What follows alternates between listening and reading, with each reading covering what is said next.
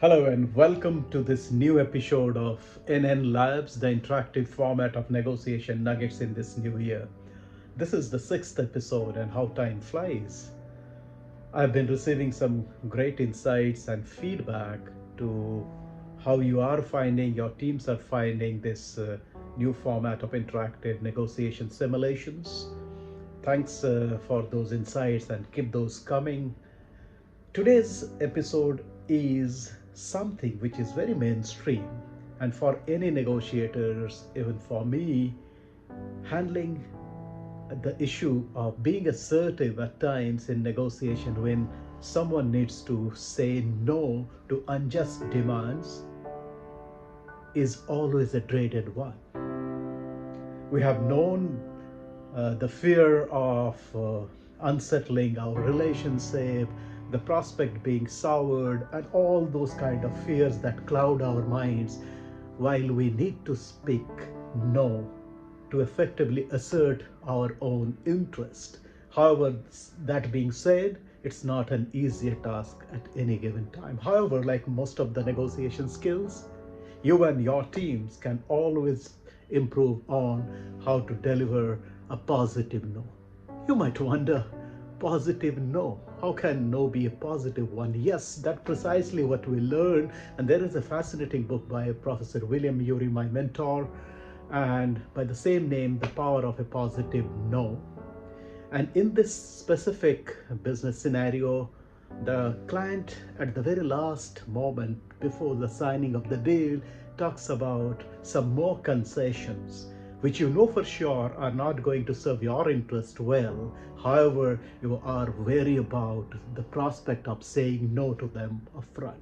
Of course, the options A and B are straight out of the windows because option A is completely capitulating to an unjust demand. You know very well that this doesn't make commercial sense.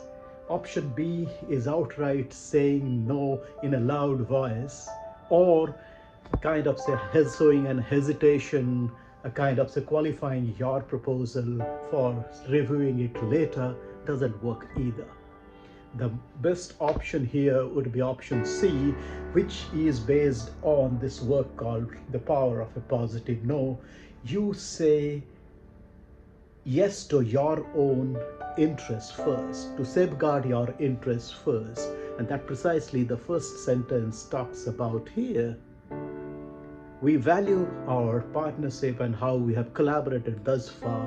However, that being said, we can't honor this request of pricing, neither for the timeline compression, for obvious reasons of delivering quality products.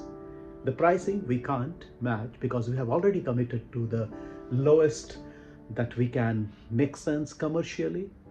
However, what we can offer, and that precisely the second yes, which safeguards the other side's interests in terms of giving them some more options here, you offer that we can, of course, review the current proposal for some volume-based discounts going forward.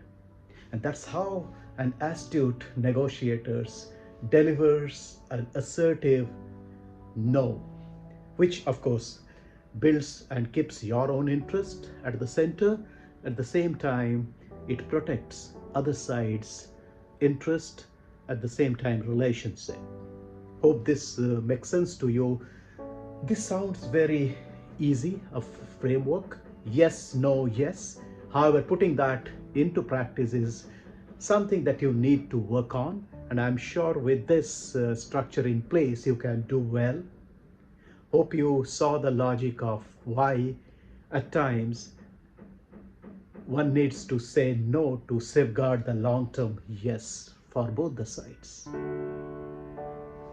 For episodes such as this, for such new insights and evolved techniques in negotiation and handling conflict, I urge you to set up a 30-minute discovery call for your teams, and we can look into your specific needs and how we can build together the next levels in negotiation and conflict handling skills. Uh, this is time to sign off for today's episode. I look forward to engage with some more very fascinating aspects of scaling, upscaling, and retooling for your negotiation success. I promise your negotiation game will never be the same again. Thanks for watching.